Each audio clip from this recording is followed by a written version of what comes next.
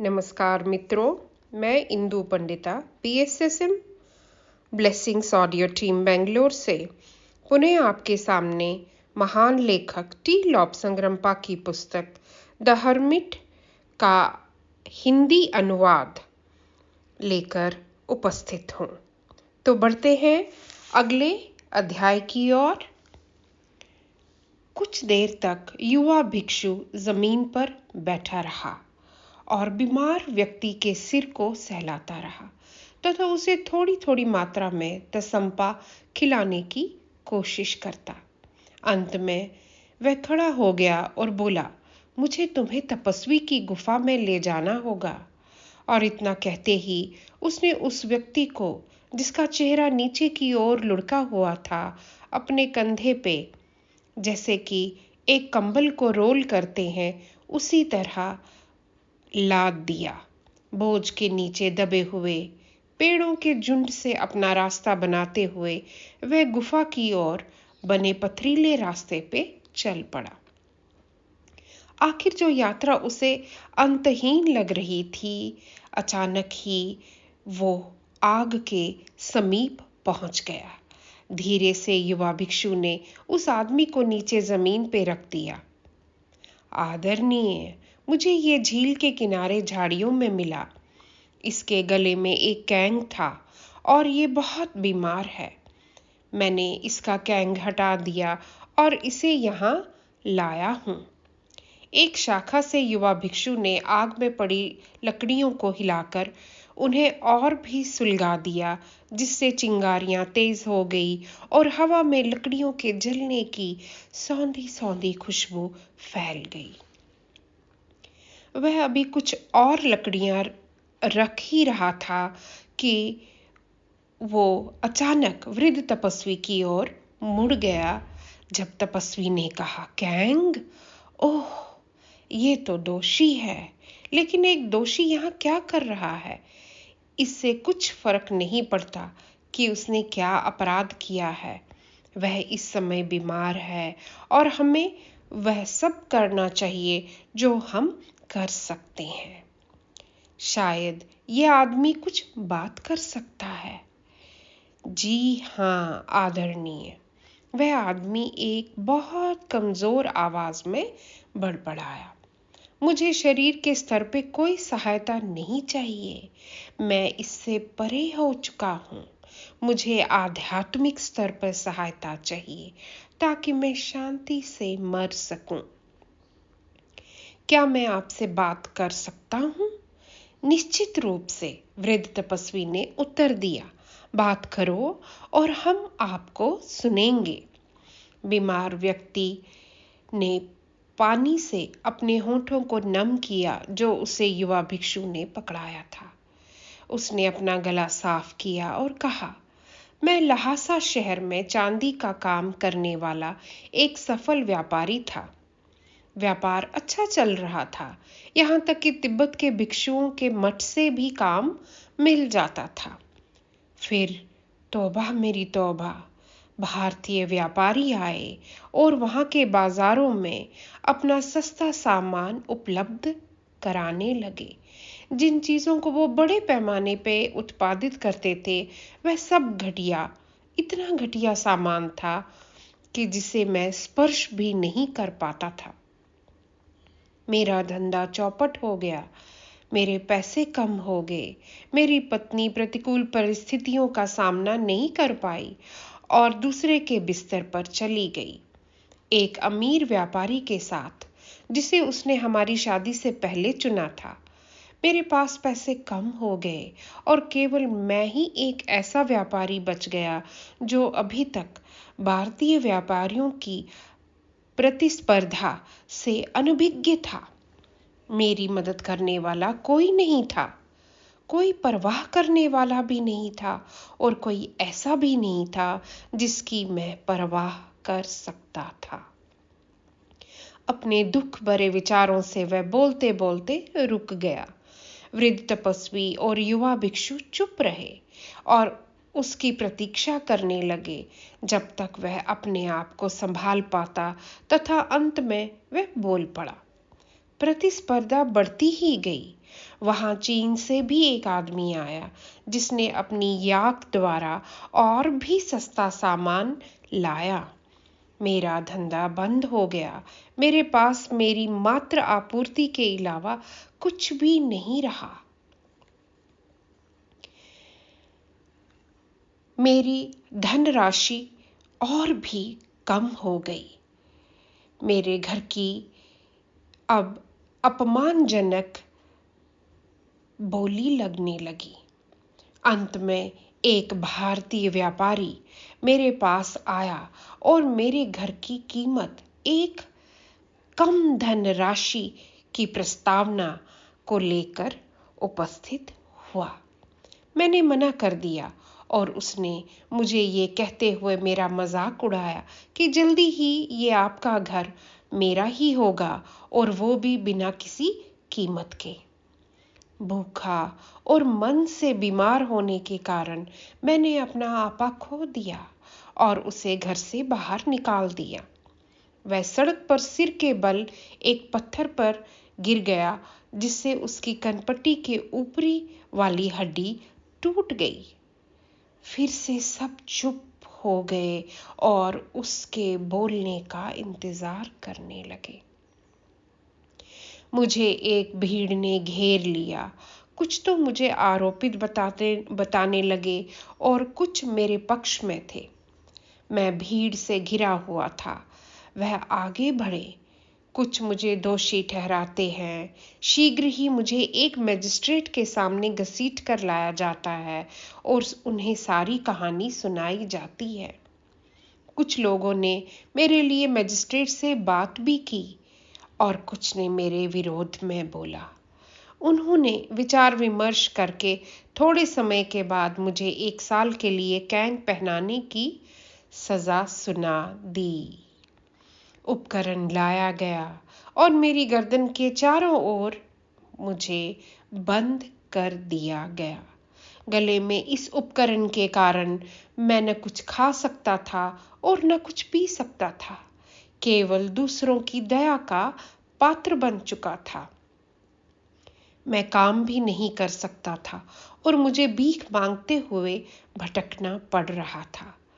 न केवल भोजन के लिए बल्कि कोई मुझे खाना भी खिलाए। मैं लेट नहीं सकता था। हमेशा खड़ा या बैठना ही पड़ता था। और ये कहते हुए वह पीला पड़ गया और ऐसा प्रतीत हुआ मानो वह बेहोश हो गया। युवा भिक्षु ने कहा, आदरणीय, मुझे व्यापारियों के शिविर की जगह पर एक पात्र मिला है। मैं उसे शीघ्र ही ले आता हूँ और उसमें चाय बनाता हूँ। अपने पैरों पर युवा साधु एकदम से खड़ा हो गया और उसी रास्ते तेजी से बढ़ता गया जहां से उसने वो पात्र देखा था। वो नोकदार छड़ी और कैंग को छोड़ा था। ढलान में नीचे की और जमीन के कुछ और नीचे एक चश्मे में उसे एक खूंटी नजर आई जो स्पष्ट तौर पे उसी पात्र की थी। पात्र को रेत से रगड़ने के बाद उसने उसमें पानी भरा और एक और पानी का कैन। वह खूंटी, नुकीली छड़ी और कैन को लेके जल्दी वापस आ गया और बड़े उल्लास के साथ भारी कैन को सीधे आग में पटक दिया। चिंगारियां फूट पड़ी और धुएं के बादल छा गए और कैन की गर्दन में जो छेद था उसमें से एक लौ ठोस स्तंभ की तरह प्रज्वलित हो गई, मानो किसी कीफ से कोई तेज आग निकल रही हो। युवा भिक्षु जल्दी से गुफा में आया और व्यापारियों द्वारा उसे कुछ दिनों पहले दिए गए पैकेट को लेकर आया। एक ठोस चाय का पैकेट और याक के मक्खन की एक बड़ी और ठोस सी टिक्की जो धूल से भरी थी, थोड़ी बासी, लेकिन फिर भी मक्खन ही पहचान में आ रहा था, और एक भूरे रंग की चीनी की थैली जो उसे एक दुर्बल उपहार के रूप में मिली थी।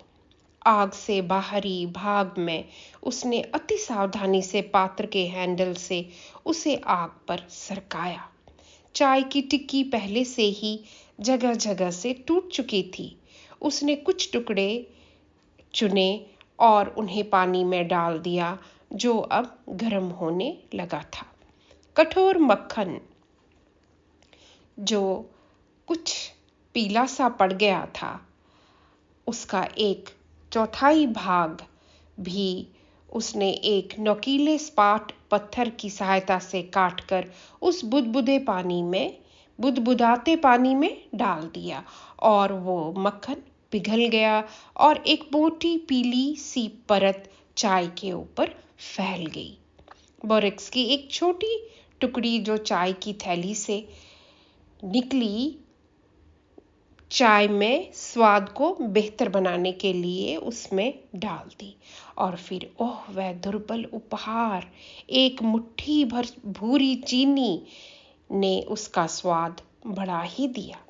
एक ताजी छिलके वाली छड़ी को पकड़कर युवा भिक्षु ने इस सब मिश्रण को जोर से हिलाया।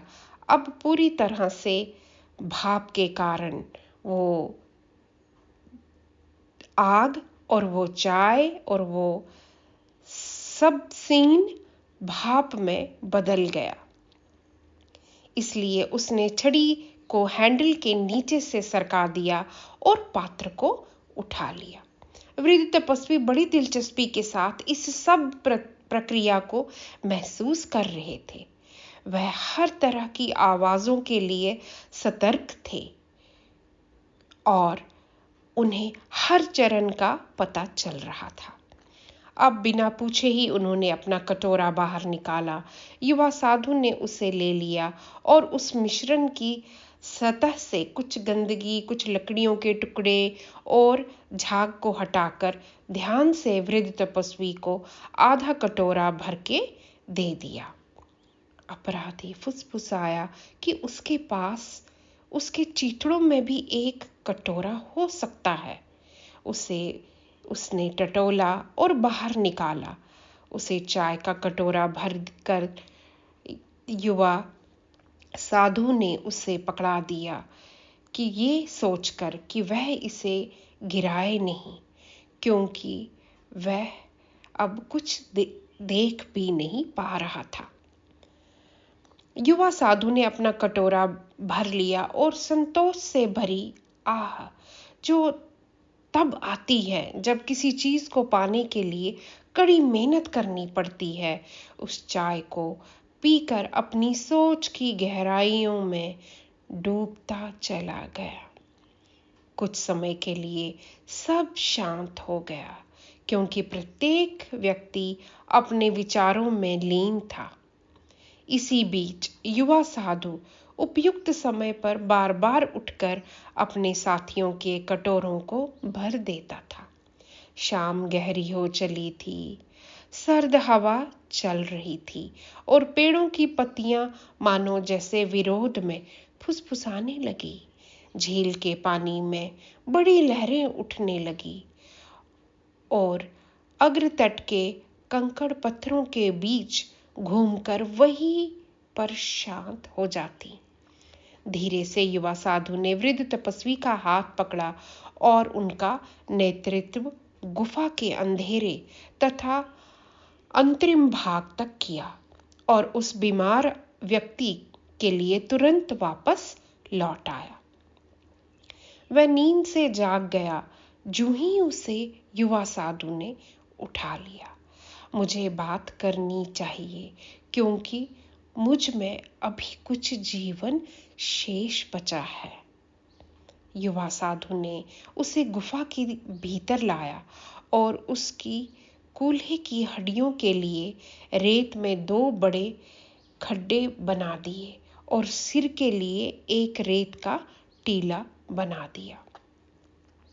आग के चारों ओर रेतीली मिट्टी का ढेर लगा दिया, ताकि उसके बाहर की सैर के लिए इसे नीचे गीला करे और इस पूरे मिश्रण को पूरी रात के लिए नम रखे। कल तक राख लाल ही रहेगी और इसे जोरदार लौ में फिर से परिवर्तित करना आसान होगा, उसने सोचा। 3 आदमियों के साथ एक बूढ़ा, एक अधेड़ और एक बस प्रौढ़ता की ओर बढ़ रहा है। एक साथ बैठे हुए, लेटे हुए उस अपराधी ने फिर से कहा, मेरा समय कम होता जा रहा है। मुझे लगता है कि मेरे पूर्वज मुझे बधाई देने और घर में मेरा स्वागत करने के लिए तैयार हैं। 1 साल से मैं पीड़ित हूँ, भूखा हूँ। 1 साल से मैंने खाने और सहायता की तलाश में लहासा से पहाड़ी और वापस लहासा के चक्कर लगाए हैं। मैंने महान लामाओं को देखा है। कुछ ने मुझे ठुकरा दिया और कुछ मुझ पर इतने दयालु तथा विनम्र थे जो उनको देखकर झलकता था जब मेरे लिए उन्हें भूखा रहना पड़ता था। मेरे 1 साल तक एक खाना बदोश के रूप में मैं घूमता रहा, यहाँ तक कि मैंने कुत्तों के साथ अपने खानों के टुकड़ों के लिए झगड़ा किया है और फिर पाया कि मैं मेरे मुंह तक उन टुकड़ों को भी नहीं पहुंचा पाता था।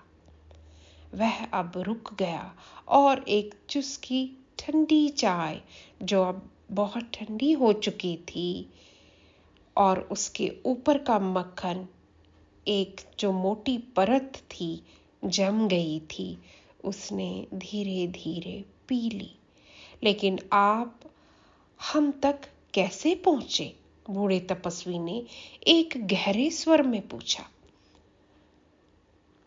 बीमार व्यक्ति ने कहा, मैं झील के बहुत दूर के छोर पर पानी पीने के लिए झुक गया और कैंग ने मुझे इतना असंतुलित कर दिया कि मैं उसी में एक दिन गिर गया। एक तेज हवा ने मुझे पानी के पार इतनी दूर तक धकेल दिया और मैंने रात और दिन और उसके बाद की रात को वहीं खड़े खड़े आते देखा और कुछ पक्षियों ने मेरे कैंग पे बसेरा तक बना दिया। मेरी आंखों को चोंच मारने की कोशिश भी की, लेकिन मैं चिल्लाया और उनको डर के भगा देता था। फिर मैं पानी के बहाव से तेज गति से आगे बहता गया जब तक कि मैं बेहोश हो गया और न जाने कितनी देर तक पानी के प्रवाह के साथ बहता गया। आज सुबह के प्रहर में मेरे पैर झील के तल को छू गए, जिससे मैं होश में आ गया और मैं जग गया और मैंने देखा ऊपर हवा में एक गिद्ध चक्कर लगा रही थी। मैं संघर्ष करते हुए किनारे पे रेंगते हुए सिर के बल एक झाड़ी में गिर गया, जहां मुझे इन महानुभाव ने पाया। मैं बहुत थक गया हूँ और मुझ में अब कुछ भी शक्ति शेष नहीं है। बहुत जल्दी ही मैं स्वर्ग के क्षेत्र में पहुंच जाऊंगा। रात के लिए आराम करो, वृद्ध तपस्वी ने कहा। रात में आत्माएं अपनी चरम सीमा में होती हैं। हमें अपनी सूक्ष्म यात्रा अवश्य करनी चाहिए। इससे पहले कि बहुत देर हो जाए, अपने मजबूत डंडे की सहायता से वह वृद्ध तपस्वी अपने पैरों पे खड़ा हो गया और लड़खड़ाकर गुफा के अंदर के भाग में चला गया। युवा भिक्षु ने बीमार व्यक्ति को थोड़ा सा तसम्पा पिलाया और उसे आराम से लिटा दिया। युवा भिक्षु दिन की घटनाओं पर विचार करते हुए नीचे लेट गया ताकि कुछ नींद ले सके। चांद अपनी पूरी ऊंचाई तक बढ़ गया और भव्यता से आकाश में दूर की ओर चलता गया। रात में होने वाली ध्वनियां हर घंटे में बदलती, कभी कुछ जानवर दहाड़ते, कभी कुछ कीट फुसफुसाते और तभी दूर से एक रात के पक्षी की भयभीत चीख सुनाई दी। पर्वत श्रृंखला के चट्टानों के ठंडा होने पर चटकने की आवाजें और उनमें दरारें पड़ने की आवाजें भी आ रही थी।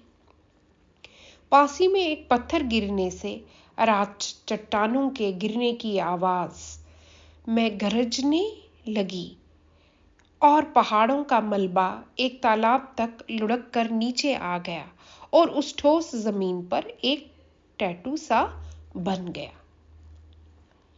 अचानक मानो विद्युत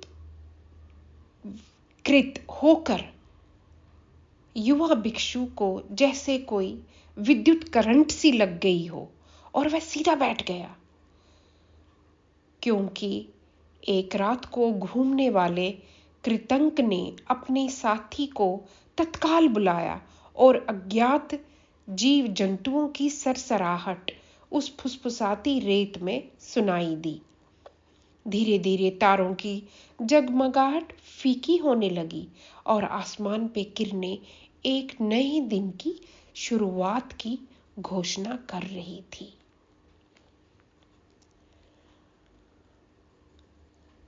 वृद्ध तपस्वी अभी गुफा के घोर अंधकार को भेदने की कोशिश कर रहा था। अपनी सांसों को थामे हुए वह सुनने की शक्ति पर ध्यान केंद्रित कर रहा था, ताकि ये अचानक इतनी तेज आवाज कहां से आई। युवा साधु ने सोचा, कोई लुटेरे तो नहीं यहां आए हैं। परंतु ये विचार भी आया कि हर कोई जानता है कि वृद्ध तपस्वी के पास कुछ नहीं है। वृद्ध तपस्वी युवा साधु का ध्यान वृद्ध तपस्वी की ओर गया कि वो कहीं बीमार तो नहीं है, कहीं वो गिर तो नहीं पड़े। ये आवाज, इतनी तेज आवाज कहां से आई? अपने पैरों पे उठते हुए सावधानी पूर्वक वह गुफा के अंत भाग तक चलता गया। आदरणीय, आदरणीय, आप ठीक हो? बूढ़े आदमी की हिलने डुलने की आवाजें हैं। हाँ, याद आया, क्या ये हमारा मेहमान तो नहीं है? युवा भिक्षु अपने को पूरी तरह से मूर्ख सा महसूस करने लगा, क्योंकि वह अपराधी को पूरी तरह से भूल गया था कि वो भी उनके साथ है। जल्दी से मुड़कर वह गुफा के प्रवेश द्वार की ओर चल पड़ा, जहां एक धुंधलाती सी रोशनी दिख रही थी। जी हां, संरक्षित आग अभी भी जीवित थी। युवा साधु ने एक छड़ी पकड़कर उस आग में घोंप दी, जिससे और तेजी से ज्वाला लाल रंग में प्रकट हुई और उसने इस दहकती हुई आग में कुछ और लकड़ियां डाल दी। अब तक वह पहली लकड़ी अच्छी तरह से जल रही थी। उसने उस लकड़ी को पकड़ा और गुफा की तरफ तेजी से चल पड़ा। जलती हुई मशाल गुफा की दीवारों पर कुछ विचित्र सी नाचती हुई परछाइयां बना रही थी। युवा साधु एकदम से उछल गया जब उसे एक क्षीण सी आकृति मशाल की धुंधली रोशनी में नजर आई। वह वृद्ध तपस्वी था और अपराधी युवा भिक्षु के पैरों के पास अपने पैरों को अपनी छाती के साथ चिपकाकर लेटा था। मशाल की रोशनी सीधी उसकी चौड़ी खुली आंखों से टकरा गई और उसकी आंखें चौंधिया गईं। उसका मुंह खुला रह गया और एक पतली सी सूखे रक्त की धारा जो अपराधी के गालों से के पास से निकल रही थी, उसे देख के वो चौंक गया। अचानक से एक गड़गड़ाहट हुई और उसका शरीर ऐंठ गया और उस अंतिम सांस के बाहर आने के पश्चात वह पूरी तरह से शांत हो गया। शरीर चरमराया और शिथिल हो गया। अपराधी की बाजू और टांगे भी शिथिल हो चुकी थी। वृद्ध तपस्वी और युवा साधु ने एक साथ प्रस्थान करने वाली आत्माओं की रिहाई के लिए अपनी सेवा में एक जोर से आवाज लगाई तथा टेलीपैथिक निर्देश के द्वारा उनका मार्ग स्वर्गीय क्षेत्र की ओर दिखाया। गुफा के बाहर प्रकाश और भी उज्जवल हो चुका था। एक नए दिन के जन्म के साथ ही पक्षी गाना गाने लगे, लेकिन यहाँ मौत घटित हुई थी। तुम्हें इस शरीर को यहाँ से हटाना होगा, वृद्ध तपस्वी ने कहा। आपको इनके अंगों को अलग अलग करना चाहिए और इनकी अंतड़ियां बाहर निकाल कर गिद्धों को हवा में खिलानी चाहिए और इनका हवा में ही आखिरी संस्कार होना चाहिए। हमारे पास कोई चाकू नहीं है आदरणीय, युवा साधु ने विरोध करते हुए कहा। मेरे पास चाकू है, वृद्ध तपस्वी ने उत्तर दिया।